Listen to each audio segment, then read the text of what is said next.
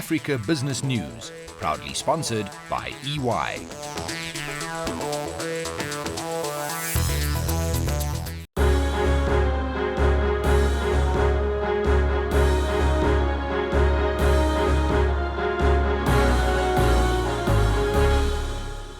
Africa, it is huge, it is diverse, and its business landscape fascinating and dynamic. And that's our business here on your favorite weekly African business stop. I'm with Nastasia Aronse here in Johannesburg. Beatrice Kachenge joins us from Nairobi, while Wole Fomurewa is in Lagos. My name is Victor Kgomoeswana, and this is the Africa Business News.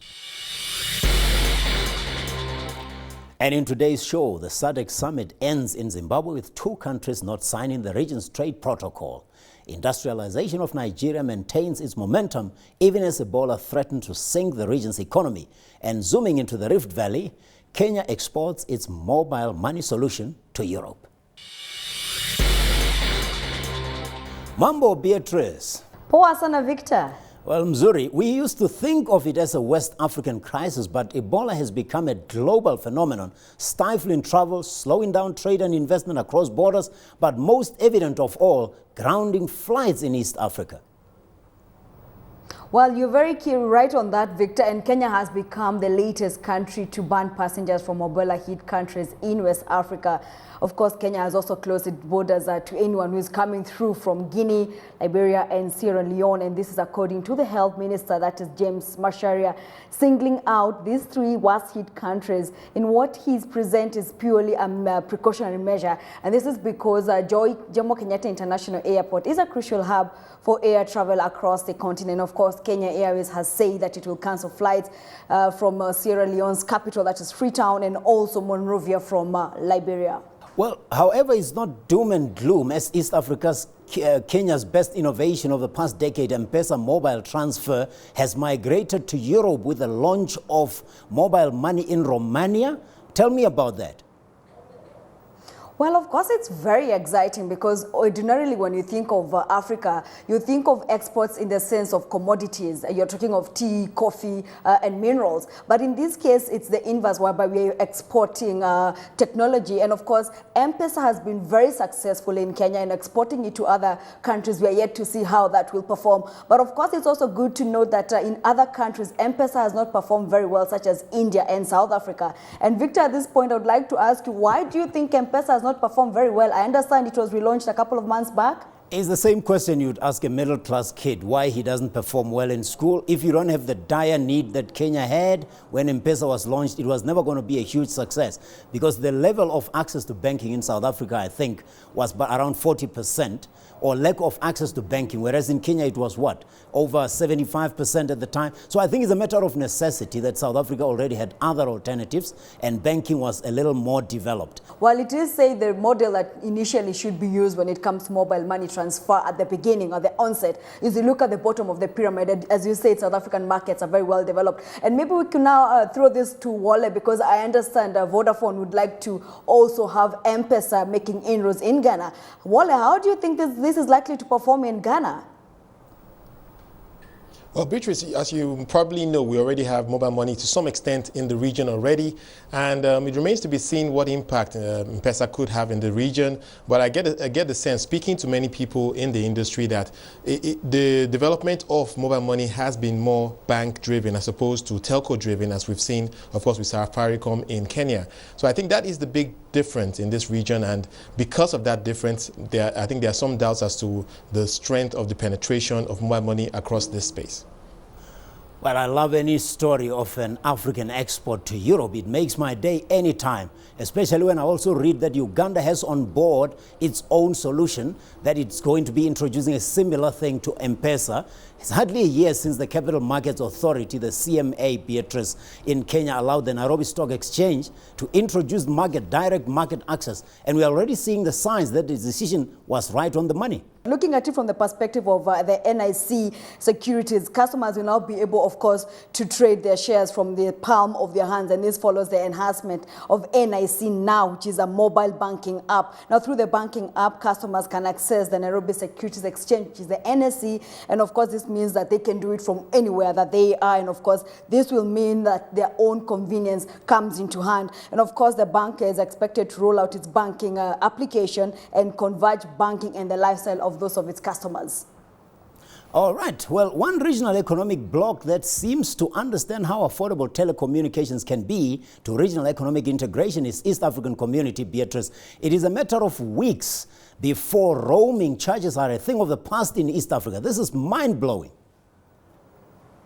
Well, the heads of states of the East African Community say that they are going to waive roaming charges within the East African region. Of course, I'm talking about Kenya, Tanzania, Uganda, Rwanda, as well as Burundi. And of course, a key thing to take out of this is that it's likely to help eliminate some of the barriers to trade. And just to put that into perspective, if you look at Uganda and Kenya in terms of trade, it is the highest trading partner. You're looking at 65 billion shillings when it comes to trade between Kenya and Uganda. And just taking Kenya, Uganda, and Tanzania, those three countries, in terms of trade, it amounts to about 105 billion shillings, and that's much more than the West European countries do. I'm talking about 11 countries in West European countries.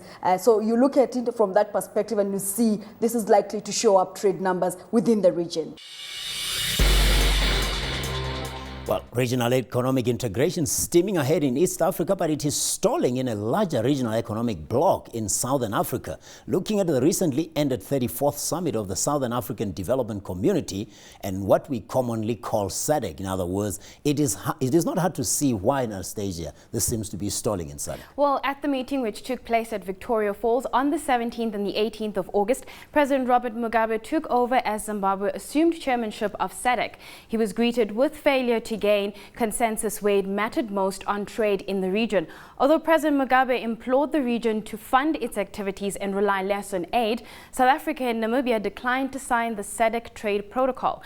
The agreement calls for moves towards trade liberalization in the region, which features some of the largest economies on the continent. What else do you have in the SADC region?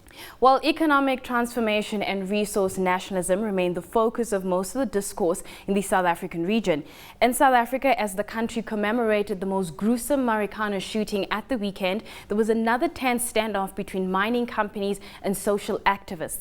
At the mining Lekgotla, which was underway in Midrand, Johannesburg, the industry has been challenged to acknowledge that it has a crisis on its hands. Mining is big in the region, but Mineral Resources Minister in South Africa, Ngwakora Mahlodi, for his part, also urged the mining sector to speed up transformation, considering that De Beers in neighboring Namibia is losing over 1,600 carats a day in production as more than 1,500 workers are on strike since the beginning of this month, demanding a 15% increase in their salary plus education and other medical benefits. There's no doubt that mining in Southern Africa is becoming a steeper and more slippery slope to scale. Perhaps not so slippery in Angola, I guess, where diamond polishing is set to return. Anastasia? Well, this came out of the capital city of Luanda, where the CEO of the Angolan National Diamond Company, Antonio Carlos Sumbula, addressed the African Union ministers responsible for mineral resources development.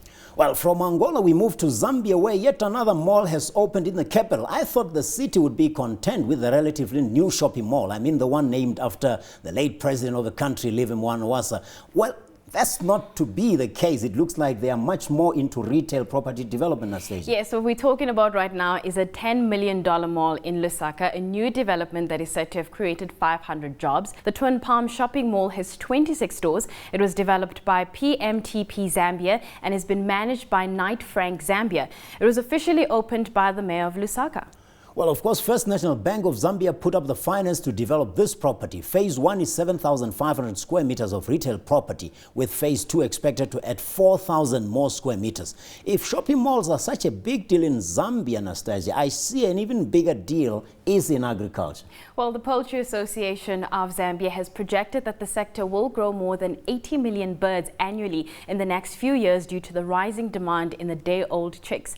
Executive Manager Dominic Chanda said the sector was expected to grow over 80 million birds due to a number of new entrants. Well, the sector has recorded tremendous growth over the last 10 years with close to 68 million day-old chicks and about 150 million eggs being produced last year alone. Mr. Chanda attributed this double-digit growth to the good policies of the Zambian government. These, he said, had other positive spin-offs, such as the ability of the economy to produce one of the key inputs of the poultry sector, soya beans, which the country used to import but now produces locally.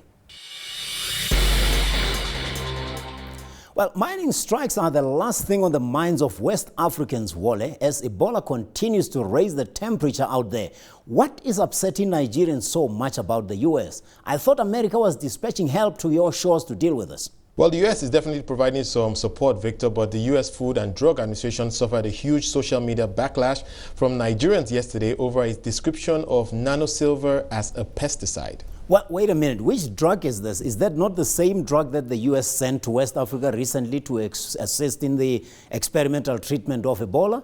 No, absolutely not. It's not the same drug. It's a product of a Nigerian scientist, or a named Nigerian scientist, and was announced by Health Minister Onyebuchi Chukwu to be an experimental treatment for patients affected with the deadly Ebola disease. Of course, the minister has come out to say that that drug will not be used because it didn't pass some regulatory approvals on this side. What about the other countries in West Africa? Sierra Leone and Liberia seem to have some collaborative ventures between the public and private sector. While Nigeria is considering the use of nanosilver, the Sierra Leone Chamber of Mines is teaming up with governments to fight Ebola in Liberia. Government's telecom sector came together with a collective effort to fight Ebola on Thursday, donating vehicles and large quantities of much-needed medical supplies urgently. We know that flights have been grounded by carriers such as British Airways, Delta and others, while companies like ArcelorMittal and Caterpillar have started pulling out key stuff from Liberia. However, President Goodluck Jonathan is roaring ahead with the industrialization of Nigeria regardless.